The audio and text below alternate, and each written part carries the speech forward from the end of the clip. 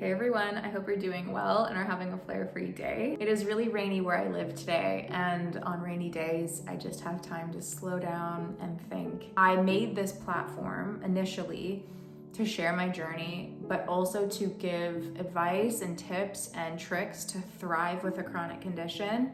And that's like part of my vision and mission for this channel. And I was thinking of you this morning. I was thinking about how I can help you, what has helped me in my journey trying to navigate medical gaslighting and still get traction for what is going on with your body and your pain. At the end of the day, you know your body best. You know what is normal and what isn't normal. This video is all around ways to boost our confidence after medical gaslighting. If you're met with medical gaslighting, like a lot of us are, it can be so destabilizing to kind of question your own lived reality on, am I making this up? Is it as bad as I think it is? Does my body just have a really bad pain tolerance? All of these things can play tricks on our mind and our lived reality. You might be asking too, like, I may not have the confidence right now to even start to put these steps into place. I'm here to remind you that there's a difference between bravery and confidence.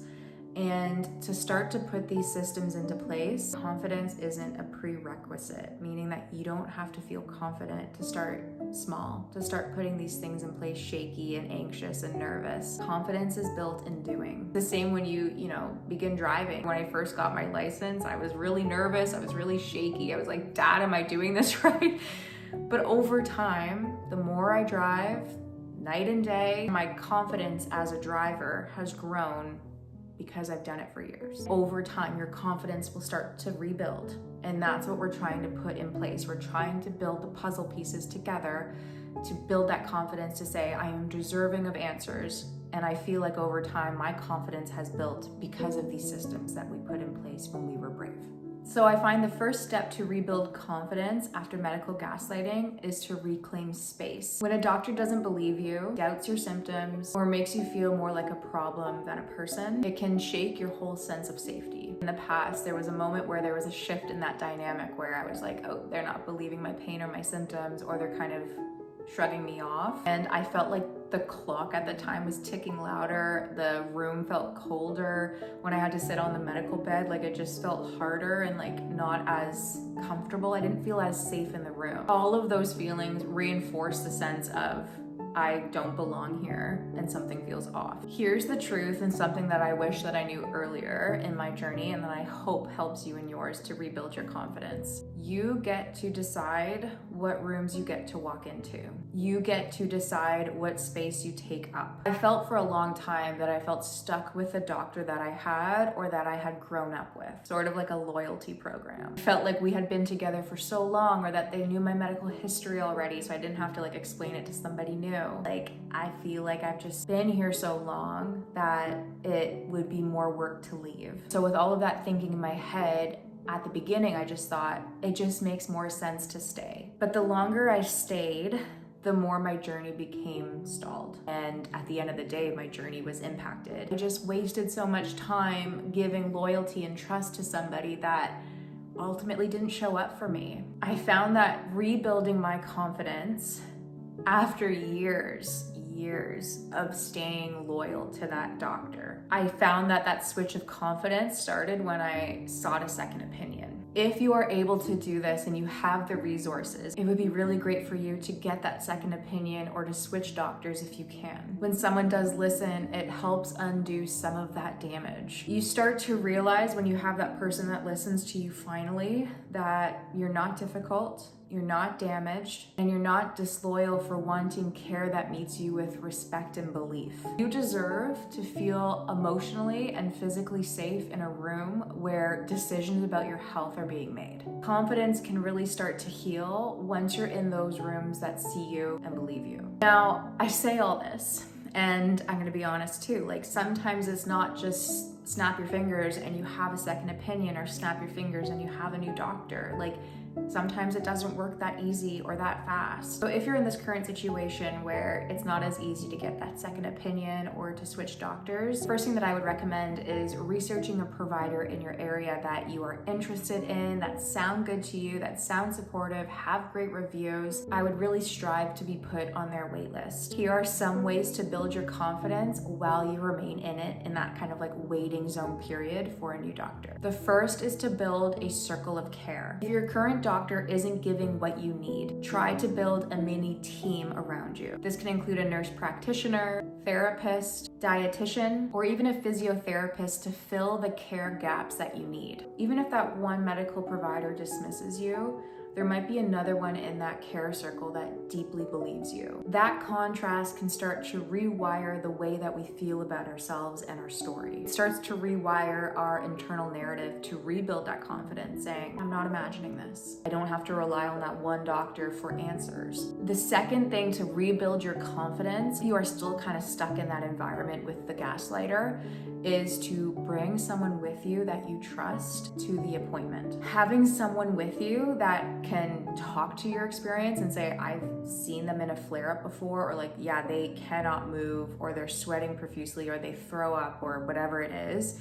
It shifts the power dynamic in the room. They can take notes, they can speak directly to the experiences that they see when a flare-up happens. They can ask questions on your behalf and back you up if you're not being taken seriously. Sometimes knowing that you're not alone in the room can start to shape how we feel. It can help to dissolve that self-doubt that we often carry within ourselves alone in an appointment. Seeing that sense of advocacy modeled over and over again can help us internalize it. It starts to rebuild that sense of confidence to say, if they can do it on my behalf, I can do it. I'm not the only one experiencing it or seeing it day to day. The next thing I'll say to kind of boost your confidence in this situation is to know your medical rights. Patients have the right to a second opinion, to access medical records, and to file complaints when things feel off. It comes to knowing your medical rights and the connection to building confidence. Knowledge is power. Knowing that you can ask for your records or a second opinion can make you feel less trapped and less dependent on that one person's view of your experience. It gives you a small sense of agency. Agency is often the first building block towards confidence. Next thing that you can do to build confidence in yourself in that room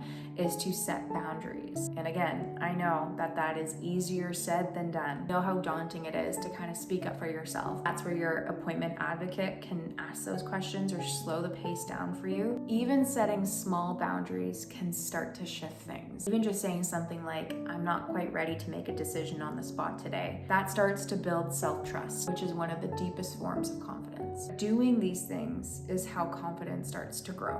Slowly, unevenly, imperfect. And it's okay to have nerves and a little bit of anxiety when you start to put these systems into place. You can also start to reclaim space with your body, especially after a triggering appointment. I find that after a very difficult and tumultuous medical appointment, I feel like I hold a lot of stress and tension in my body. Things that you can start to do to encourage healing and to start rebuilding confidence in the sense of self is to have a warm shower or bath after that experience. I find it helps to rinse off the energy of that appointment and rinse off the energy that I'm like holding on to that might be negative. I find changing into soft, comfortable clothes can really help reclaim my sense of self and reclaim my body. And even putting your hand on your chest or your stomach and saying, I'm back with you now, I'm listening.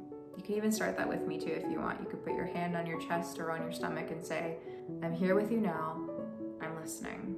I'm here with you now, I'm listening. These to me aren't just self-soothing tips. It's relationship repair. That I'm safe with myself, that I believe myself, that I trust myself, I trust the signs that my body is telling me. Know that I would never turn my back on you. These small moments start to add up. And with that, a kind of confidence starts to grow. A kind that says, my body knows what's going on. I don't have to turn my back on it, even when others have. Another way to start to rebuild confidence after an experience of medical gaslighting is to build a validation folder. Think of this as either a digital or physical space, any and all proof that means something to you around your experiences, your feelings, your advocacy, and your intuition. It's a place that you can turn to when doubt starts to creep in. A validation folder gives you receipts. It helps to retrain your mind to start to trust your body again. again. It's not in my head. We're not making it up. It happened. Examples of things that you can put in a validation folder include letters from a specialist if you received a specialist, imaging results that confirm what you were feeling, messages from friends and family asking if you were okay after that flare-up that happened at their party or at their lunch or at school one day, pages from medical books that list the exact symptoms that you're going through, or even therapist reflections that you remember right after your conversation that validates what you are going through. It all makes the case to start to rebuild what has been broken by that provider. And that